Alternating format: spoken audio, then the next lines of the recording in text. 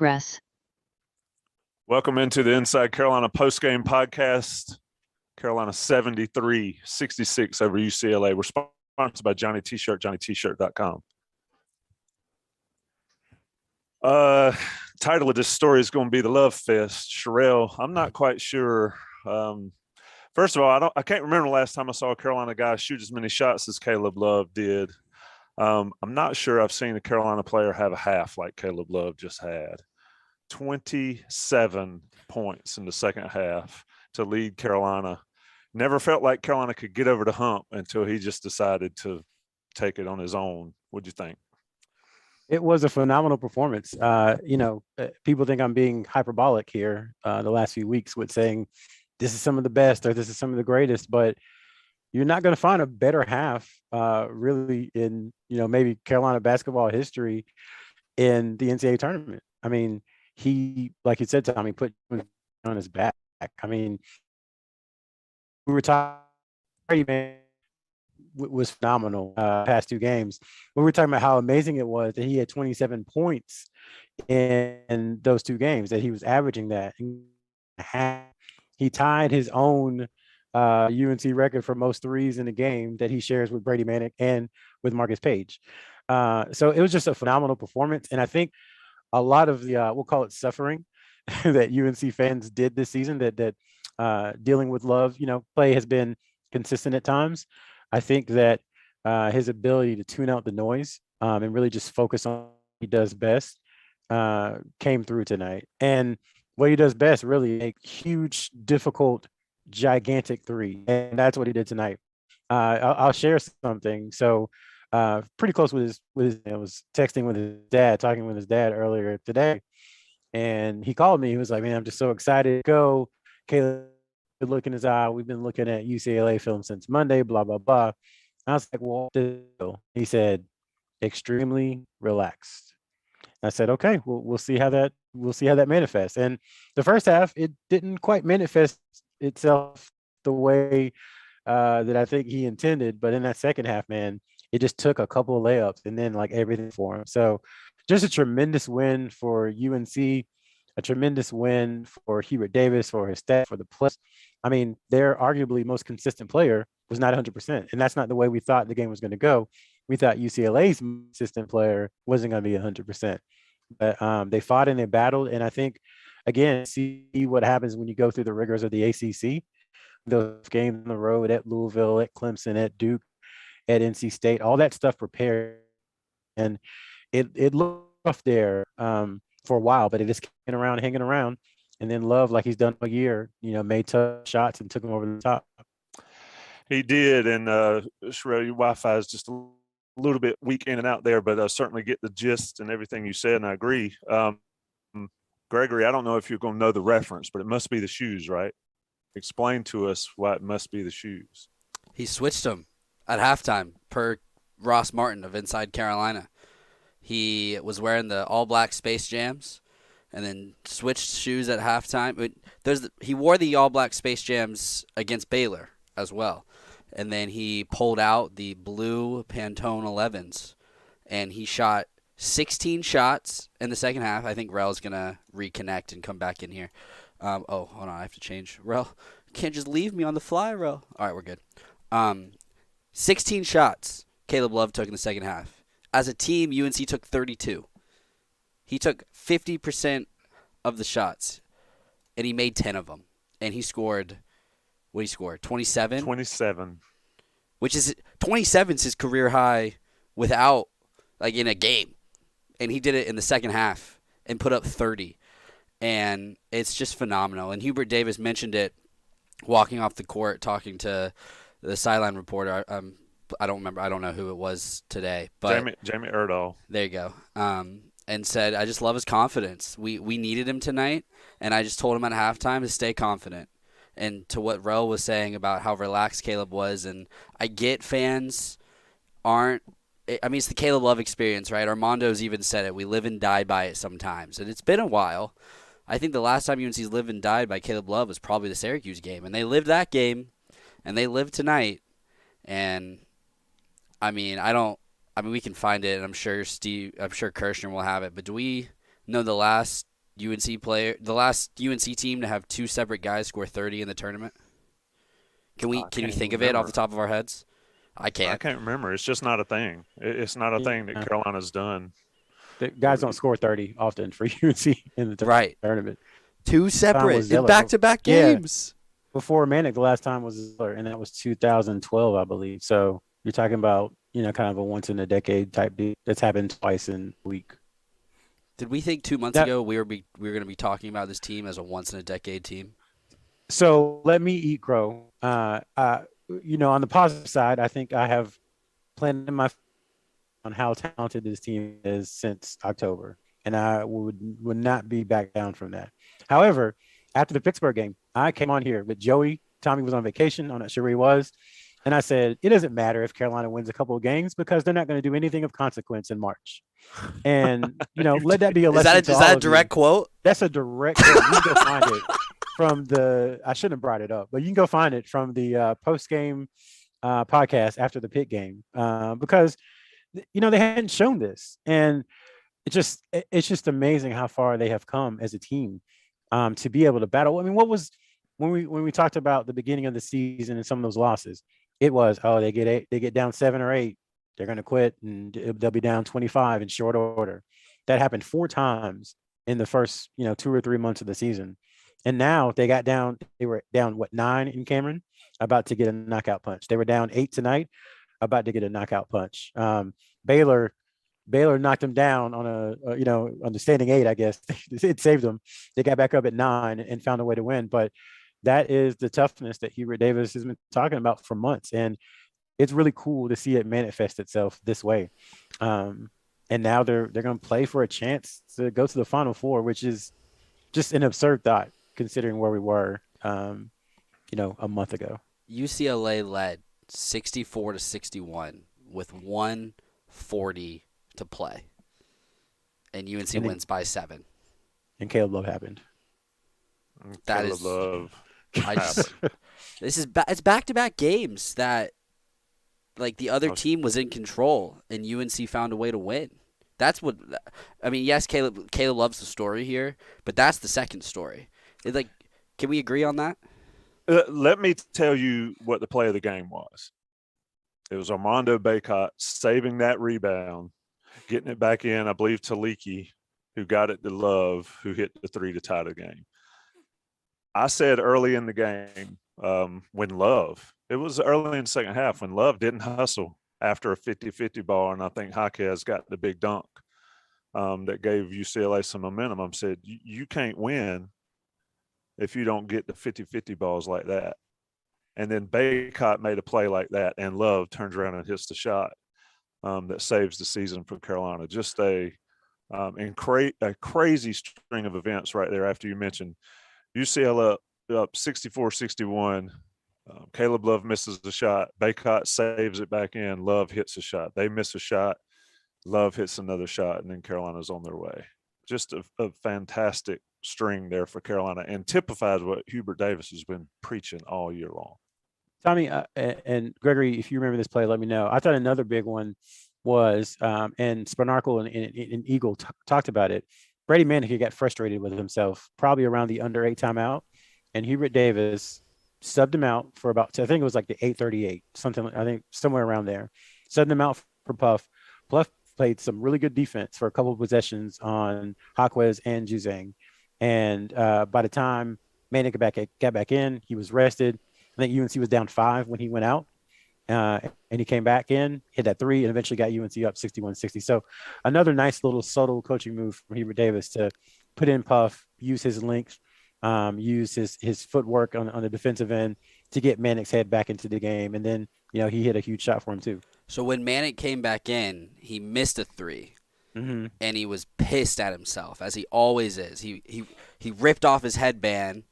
Like, all the other times he'll, bend down, slap his knees, scream an F-bomb. But he missed that one, and he was wide open. He took his time, shot from the elbow, from the wing, missed it, ripped off his headband. And I tweeted at 11:32 p.m. I said, Manek is out of sorts, too mad at himself. I know he's always mad at himself, but his team needs him right now. I then tweeted at 11:33, and he hits the 3 for the lead, UCLA timeout. So yeah, 100%. A note I just read, Tommy, from David Warlock on Twitter. The North Carolina St. Peter's game in the Elite Eight will be the first 8 versus 15 game in tournament history. Wow. Because of 15, because 15's never made it. 15's never been there. Yeah. That it is we talked a lot, and he's really shown us all to be wrong. We talked a lot about Hubert Davis and whether he had the chops early. Players make plays, but the way he has orchestrated this team and put his players in positions it's just been fascinating to watch. And who knows what happens on Sunday. St. Peter's is a team of destiny. I told Viplis on this podcast a couple of days ago that I wanted Carolina to play St. Peter's. And that's what I was thinking the whole time is like, they got to figure out how to win this because I want to see them play St. Peter's. And here we are. And Sherrell, to your point, who ever thought this would have happened?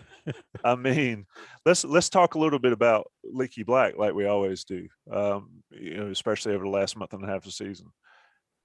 Didn't do anything offensively, 1 for 5, 2 points, couple rebounds. But his defense, and quite frankly, early in the game, Juzang and Jaquez and Jules Bernard were just making shots. But then you look at Jaquez's stats, 5 for 18. Juzang, just 5 for 13. Gregory, you're chomping at the bit. What's up? So Brady Manek guarded Jaquez the entire first half. And Jaquez had 8 points and was 4 for 7. Jaquez came out in the second half, went right at Manek, scored. Then they switched Leaky on him, and he missed his next 10 shots and didn't score. Yep. It's not unbelievable because it's what he's been doing all year. But just to give the confidence in Brady, because, I mean, holding Jaquez to 8 points in the first half is still good, right? But it's like, for Brady, that's good. And it's good for a lot of people. But then to have that switch and be like, all right, Jaquez is cooking a little bit. We're going to put Leaky on him. Could you imagine as being a player is like you're getting into a rhythm in that first half and then you get switched Leaky on you and then you miss next 10 shots? I can't imagine the frustration. Jaquez 1 for 11, 2 points, 0 for 3 from 3, 20 minutes. They all played. I mean, we talk about Carolina minutes, and it's the same way. But look at UCLA's minutes in this one. Bernard, 38. Juzang, Campbell, Jaquez, 38 apiece. Riley and the other big they had split their time pretty much. I thought it was a fantastic basketball game to watch. This NCAA tournament, Sherrell, you've watched it a lot as I have. I can't remember it being as exciting and as just down to the wire. I mean, maybe it is every year and it's recency bias, but man, these games have been unbelievable. And it doesn't matter who's playing. It's a little bit stressful when it's the team you cover. But another great basketball game in the NCAA tournament. I think teams aren't able to consolidate talent the way they used to. That's part of it. And then a lot of the talent that may be in college basketball has gone elsewhere. And then a lot of the talent that might be still be in college basketball leaves after 1 year. So that's made it easier for some of the programs who maybe don't have the recruiting budgets like St. Peter's or who don't have the footprint across the country or know nationally. Made it easier for them, I think, to compete a little bit because they can still get great players. And then you have the transfer portal into that situation, and teams can rebuild pretty much every single season.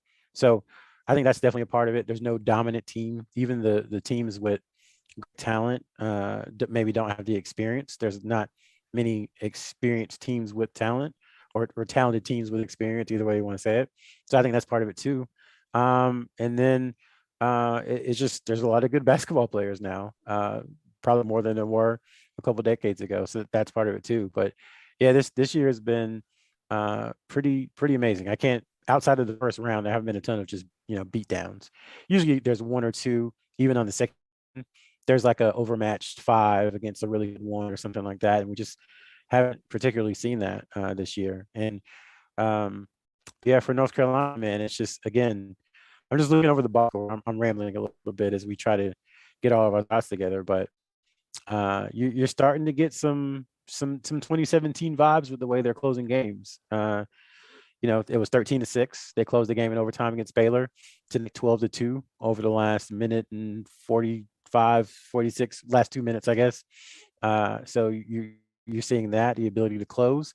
And then, frankly, you have to look at Armando Bacot, man. I know he gets overlooked because he's just expected to do, to have 15 and 15. But playing hurt, he shot 60% from the field, 14 points, 15 rebounds, and a really huge block there late in the game. I can't remember who it was. It might have been Juzang. It was Juzang. Yeah, it was Juzang. Yeah. That's a huge play because Carolina was struggling to get stops at that point, and just his ability to be a little bit of a rim protector, even not at 100%, was huge. So just a lot going for UNC. And Tommy, we are, by the next time we potentially do Inside Carolina post-game podcast, there's a possibility that we could be at DEFCON 1 and that nuclear war will be breaking out next Saturday. Possibility. I'm not saying it's going to happen, but this is as close as since 91, maybe? As close as it's been since 91. So we'll see what happens over the next 48 hours. Yeah. In 91, they were both in the same building with one game apart. Now they are cross country from each other, one game apart.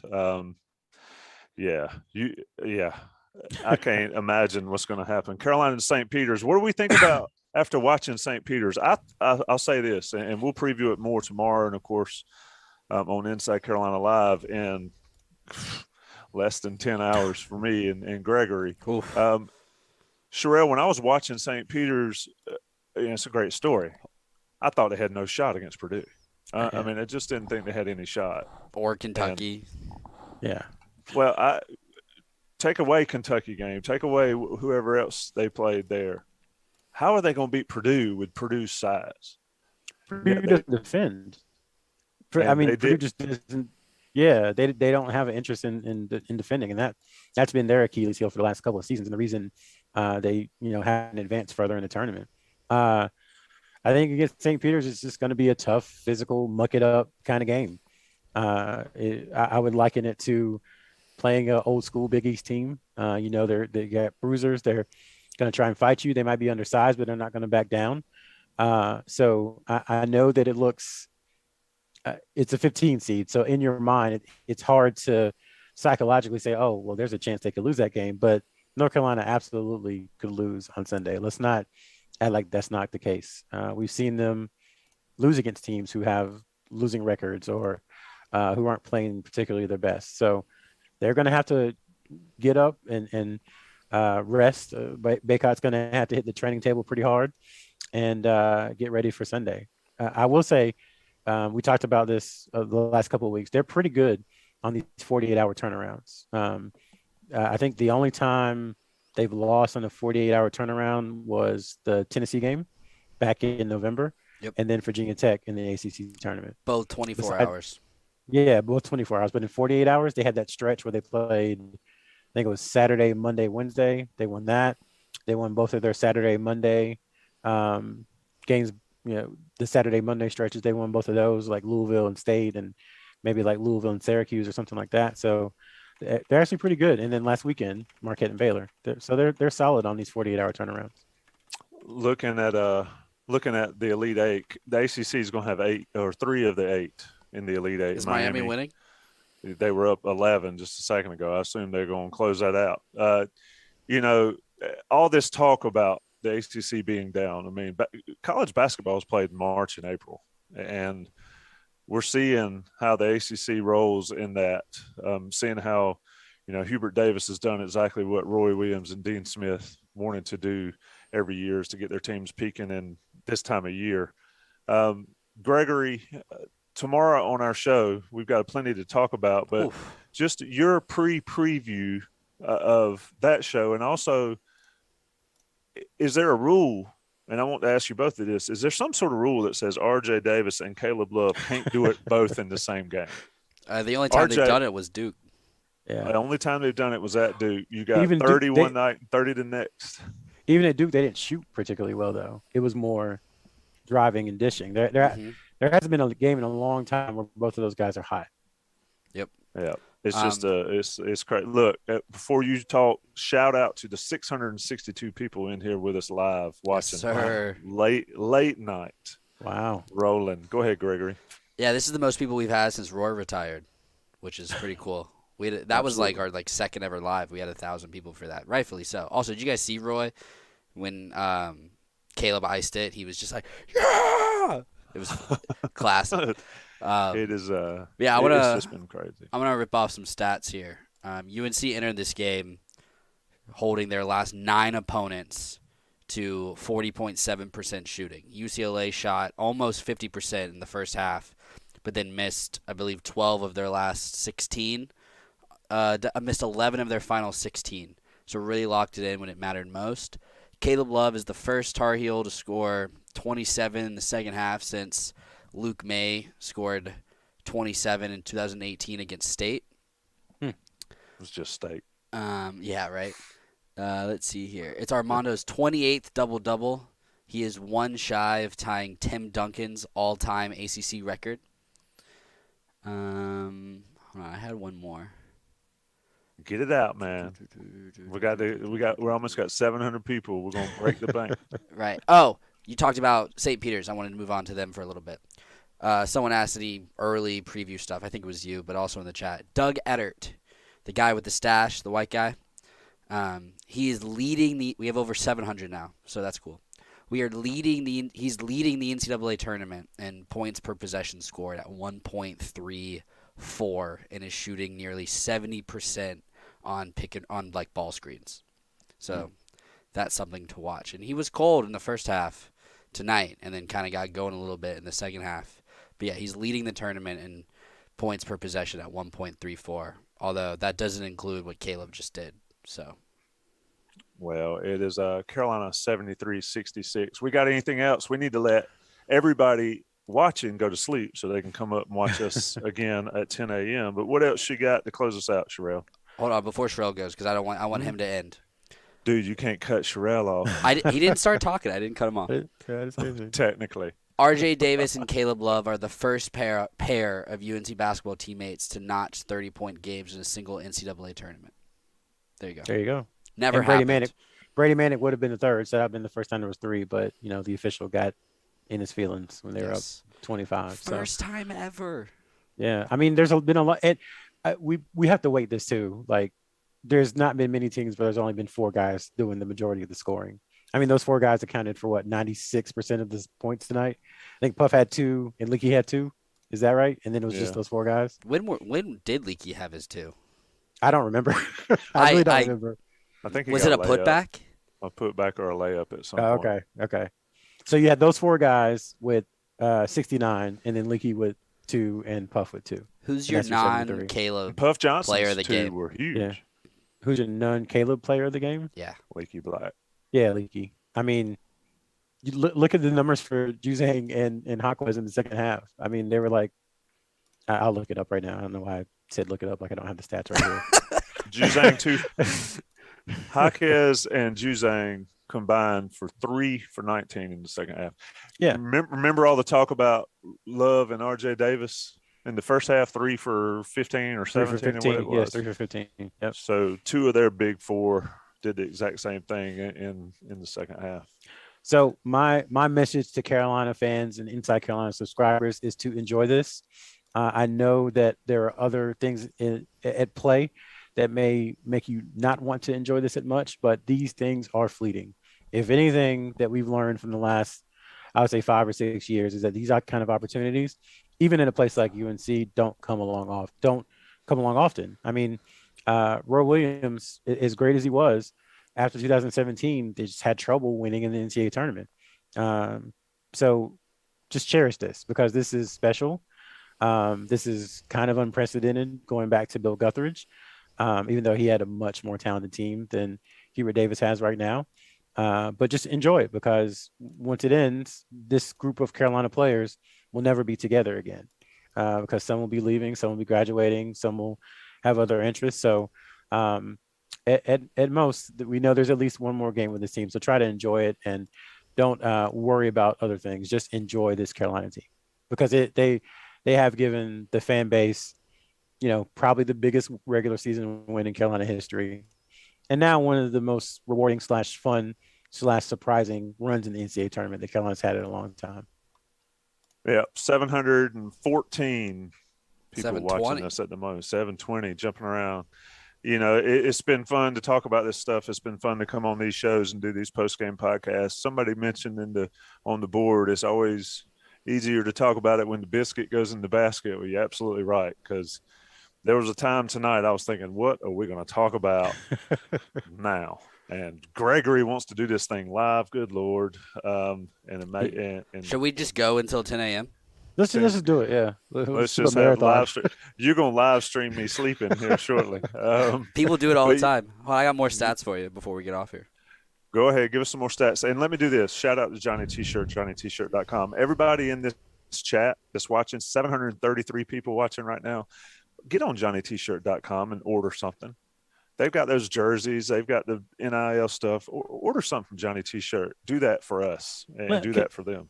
Can I jump in on Johnny T-Shirt real quick? Heck 100%. yeah. So I'm actually driving up to Chapel Hill in like 7 hours because my daughter turns 5 on Monday and she's never been to Carolina. So we're going to go to the Moorhead Planetarium, have a nice day on campus, walk around, get lunch, do all that stuff.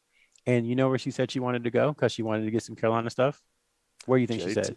JTS. So we will be there at like 11:30 tomorrow to pick her out some UNC gear because that's what she wants, because she loves watching Carolina and that's where things are at. So if anybody's there, if you're in Chapel Hill tomorrow, stop by.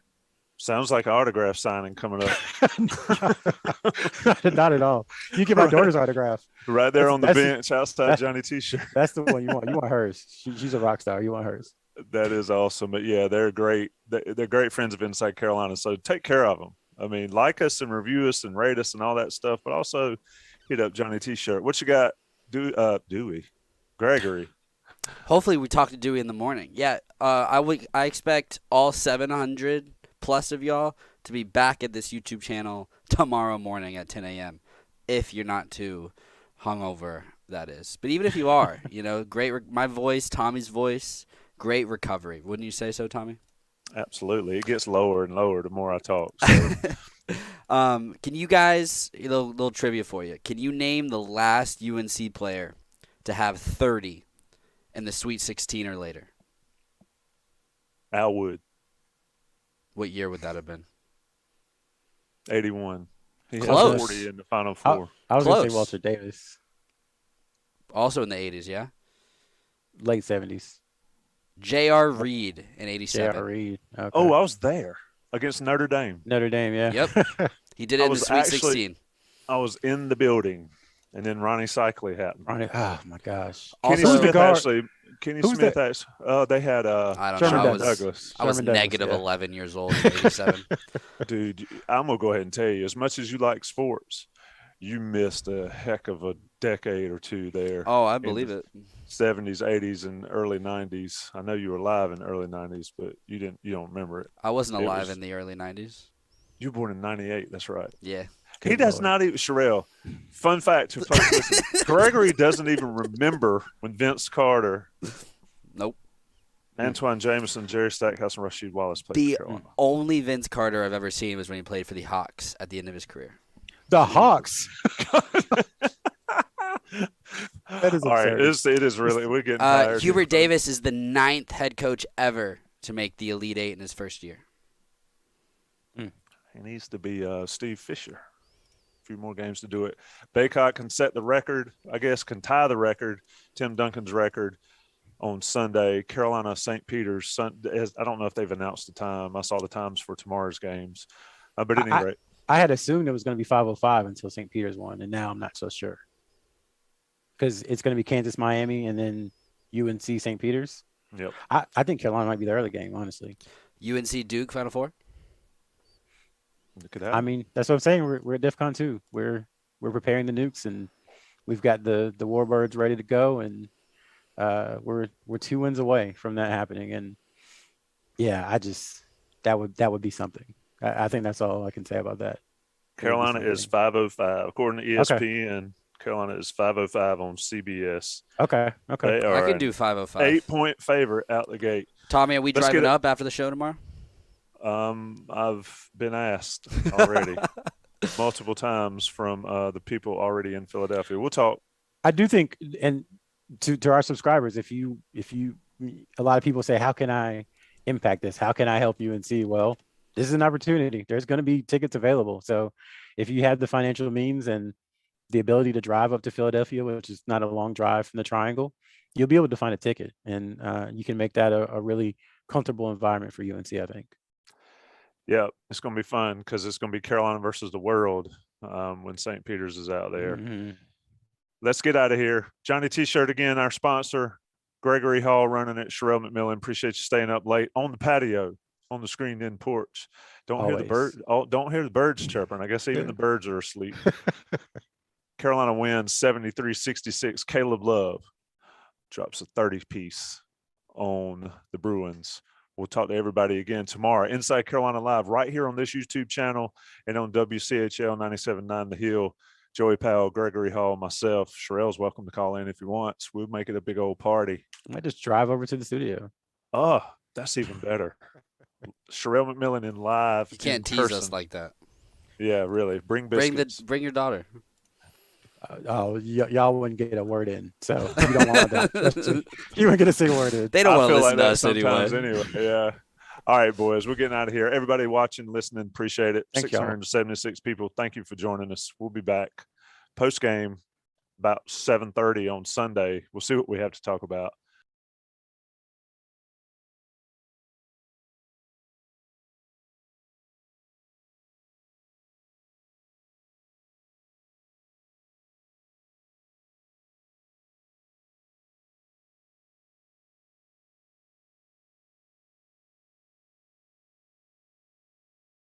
You gonna give them like off the cuff stuff? Where's Gigi going? Gigi going? They can. We're back. They can hear us. So was Gigi watching the game? Well, I know. Little special after dark here for our 500 plus. The audio version is over, but we're feeling it right now. So if you're in the chat now, ask some questions right here. You got Sherrell, you got Gregory, you got me. Questions off the cuff. So I'll say, since I do cover recruiting, it's hard to imagine this not having an impact on recruiting, and it may not be even with the 2023 class, but some of these younger guys, these runs deep in the tournament are what create fans of teams.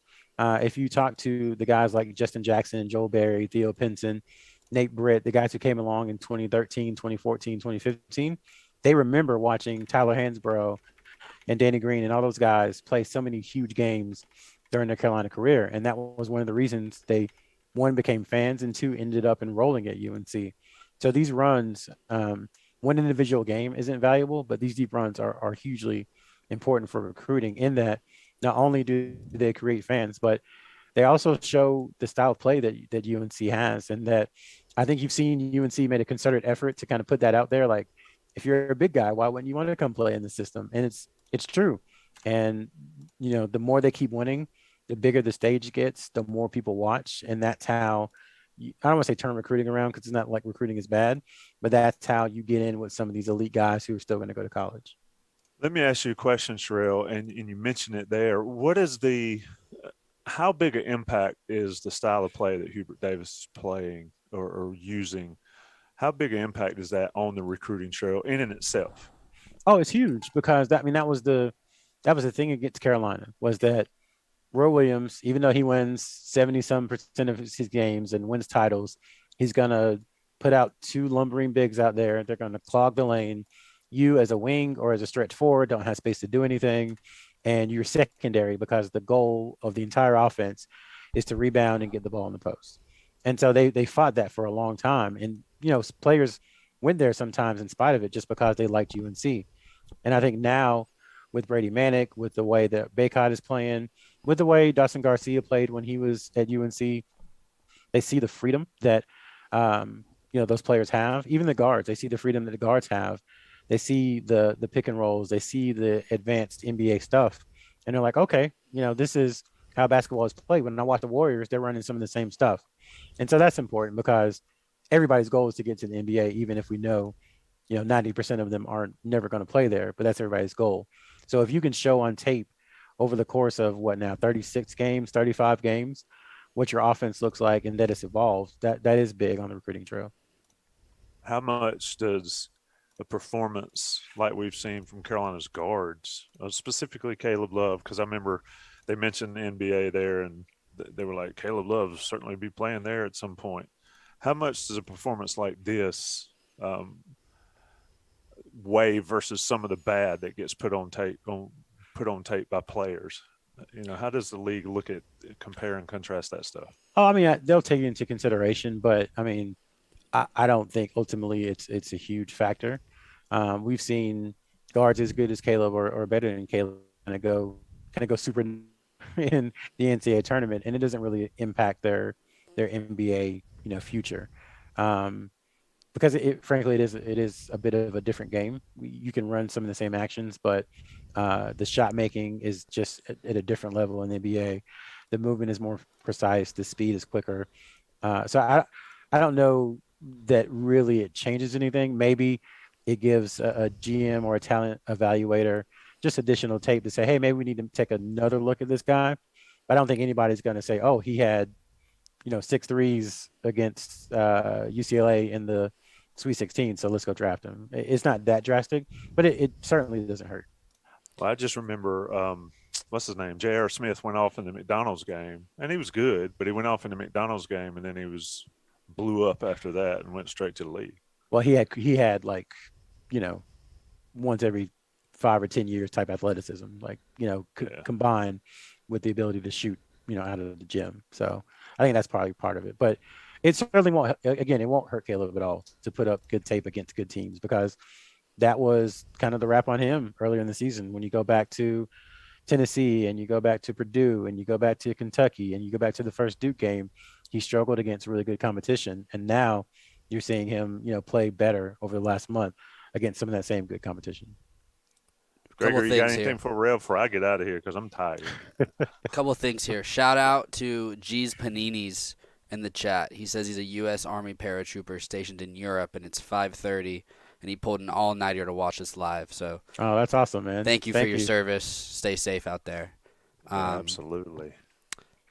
Pull them through from anywhere in the world. Isn't that crazy? It's crazy how go where you go, do what you do. This is crazy how we are able to touch so many people wherever they are. I know we've got fans in Ukraine. We've got fans in the military everywhere. It's just wild that we can be sitting here. I could be sitting here in my, way up man cave, whatever you want to call it, talking to somebody on the other side of the world. Pretty cool, Gregory. It was a good idea that old man in the sea had about putting these things on live. I graduated high school and went to Italy, and we were in some random church, and someone was wearing a UNC shirt, and they were like it was this old man, not you old man Tommy, like Roy Williams old man, and he was like a UNC 63 grad or something like that, and we talked to him for a while. But it was pretty cool. But yeah, so someone asked what does UNC need to do to slow down St. Peter's on Sunday, and I think you could see some extended minutes from like a Puff Johnson and Dontrez, because St. Peter's goes small, and Bacot won't play the full game because of that. Now, he can be effective, but when St. Peter's is effective in their small ball, I think Hubert can go small, and seeing what Dontrez and Puff did today a little bit and what they've done in the past, I think will give some confidence as far as that. But other than that, I think just ball movement. Obviously, with Caleb Love going off, UNC got away from that a little bit. But those are the two things that I think can be successful, is UNC matching St. Peter's small ball and then ball movement. Thoughts? One thing, RJ's got to stay on the court. Even though he didn't do the scoring, I think he freed up Caleb to do what he did in the second half. And Caleb is the predominant ball handler is not something I think we want to see against a team like St. Peter's if Carolina's expected to do well. But Sherrell, your take on that? I mean, when he was able to stay out of foul trouble in the second half, I thought that was huge. Yeah, I think a lot of it depends on how Armando's feeling, but they cannot pull a Purdue. And what I mean by that is Purdue just got away from the massive size advantage they had in the paint. I don't know what they were doing half of the game when Trevion Williams had a stretch where he scored like 8 of 10, and it's like they just stopped giving him and Edey the ball. So Just make a concerted effort to pound the ball in the paint with Manek, even with Leaky. Leaky can post up some of those guys. With Bacot, just pound the paint, pound the paint, pound the paint, get those guys in foul trouble, start leaning on them, get them a little bit tired. I think that's the key. But ultimately for UNC, I think they can have enough offense to win this game. But if they can lock in defensively, and I like what Gregory said about defensively playing Puff a little bit more, that's a lot of length when you have a front court of like Puff, Leaky, and Bacot. That makes things really difficult for smaller players just because you have a 6'7" guy, 6'8" guy, and a 6'10", 6'11" guy who can, erase shots at the rim. So I think as long as their defense is engaged and their defense puts pressure on St. Peter's, then I think they have a chance to win because I think they can manufacture enough offense over the course of a game, especially if they get into the bonus early because they're pounding the ball down low and getting those guys in foul trouble. I think I saw during the Purdue game, St. Peter's opponents in the tournament are averaging 31 free throws per game or something like that. So pound the ball into the paint, get them in foul trouble, convert from the free throw line, play great defense, and I think they have a chance to go to New Orleans. Well, obviously they have a chance. It is crazy that St. Peter's lost to Siena, Canisius, Stony Brook. Their head coach took Seton Hall to the Sweet 16. I remember him. I didn't realize that Seton Hall. See, that's another thing. You're young, man. Shane Holloway was man. I remember Seton Hall, but I didn't even know that St. Peter's head coach was Holloway. I didn't even know that. He's either going to be coaching the Lakers or Seton Hall. The Lakers either way, next week. His pocket's about to be real thick next week. Either way. All right, boys. All right, guys. Thanks, everybody. Appreciate everybody staying with us. We'll see you guys tomorrow on Inside Carolina Live right here, same spot.